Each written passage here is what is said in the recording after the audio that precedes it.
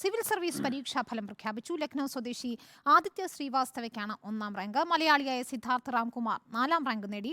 എറണാകുളം സ്വദേശിയാണ് സിദ്ധാർത്ഥ്. ആദ്യ 100 റാങ്കിൽ നിരവധി മലയാളികളാണ് ഇടം പിടിച്ചത്. നോബൽ മാരിക്കാരൻ നൽകും വിവരങ്ങൾ. നോബൽ, മലയാളി തിളക്കമാണ് നമുക്ക് സിവിൽ സർവീസ് ഫലം പുറത്തു വരുമ്പോൾ കാണാൻ കഴിയുന്നത്. എത്രത്തോളം മലയാളികൾക്ക് ഇപ്പോൾ മുൻനിരയിലുള്ള റാങ്കുകൾ ലഭിച്ചിട്ടുണ്ട്?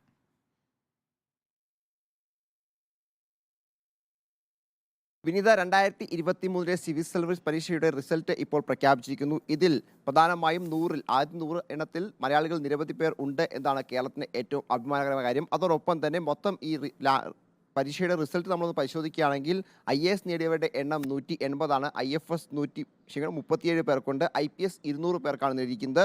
അതോടൊപ്പം സെൻട്രൽ സർവീസ് ഗ്രൂപ്പ് എയിൽ 613 പേരും ഗ്രൂപ്പ് ബിയിൽ 113 പേരും വിജയിച്ചിരിക്കുന്നു. മൊത്തം 1143 പേരുടെ പട്ടികയാണ് ഇത്തവണ, പരീക്ഷാഫലമാണ് ഇത്തവണ പുറത്തു വന്നിരിക്കുന്നത്. ഇതിൽ നേരത്തെ നമ്മൾ സൂചിപ്പിച്ചതുപോലെ തന്നെ ആദ്യ 100-ൽ നിരവധി മലയാളികളാണ് ഇടം പിടിച്ചിരിക്കുന്നത്. 4ാം റാങ്ക് തന്നെ മലയാളിക്കുണ്ട് എന്നതും ഏറ്റവും പ്രധാനപ്പെട്ടതാണ്. PK സിദ്ധാർത്ഥ് രാംകുമാറിനാണ് 4ാം റാങ്ക് ലഭിച്ചിരിക്കുന്നത്. അതോടൊപ്പം ആദിത്യ ശ്രീവാസ്തവ 1ാം റാങ്ക്, ലക്നൗ സ്വദേശിയാണ്.